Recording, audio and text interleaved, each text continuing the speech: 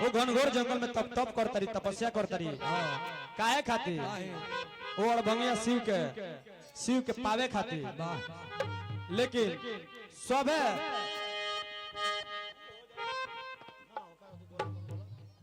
सब देवी देवता लोग मिल के आ पार्वती जी के गइल बा समझावता आ कैसे समझावता आ शंकर जी कैसे भेजले बनिया विष्णु के कैसे कहतानी भोले बाबा के शादी खातिर आरे सप्तऋषि लोइले आ भोले बाबा के अरे बतिया लमाने लेबे परीक्षा गइले जाके कहल लो सुन ए गौरा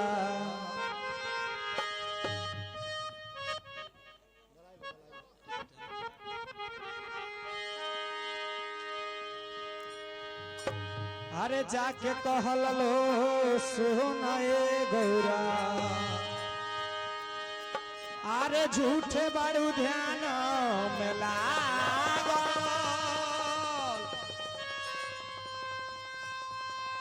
जे करा अरे खातिर ये गौरा अरे तप तू करे लो अरे उता हो पागल केकरा खातिर तप करत रहो अड़भंगिया खातिर जाना के रहे के घर नहीं खे खाए के भोजन शुद्ध नहीं खे हां ओकरा खातिर तप करत रहो तू कैसे कवि के वर्णन में कहत निका अरे जे करा लार धइलू धयानावा अरे की लगानावा गौरा लागल बाड़े हो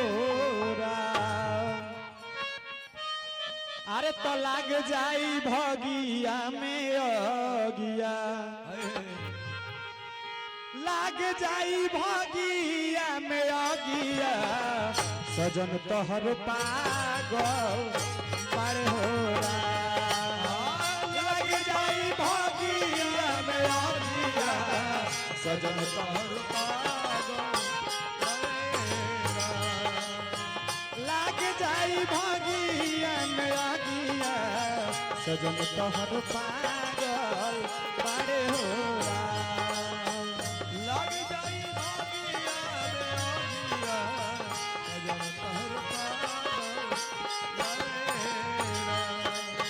और कैसे समझाओ तनी लोग पार्वती जी लोग के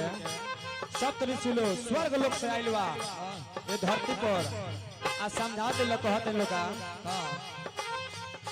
खाना में खाले खाली भंगिया धतूर हो माखन मलाई से रहले दूर हो माखन मलाई से रहले दूर हो ए माखन मलाई से रहले दूर हो केकरा खातिर तप करता रू खाली खाना में उ धतूर खा ले बढ़िया दूध आ माखन मिश्री मलाई थोड़ी मिला बा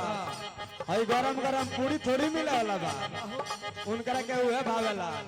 का खाना में खाले खाली भंगिया धतूर हो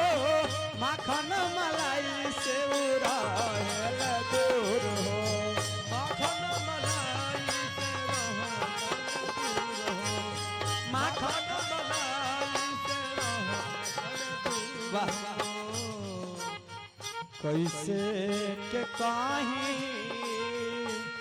ए गौरा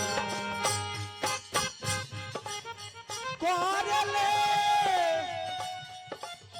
अरे बसहा सवारिया गजब रूप साजल बारे हो करले बसहा सवारिया गजब रूप साजल बारे करले बसहा सवारिया गजब रूप साजो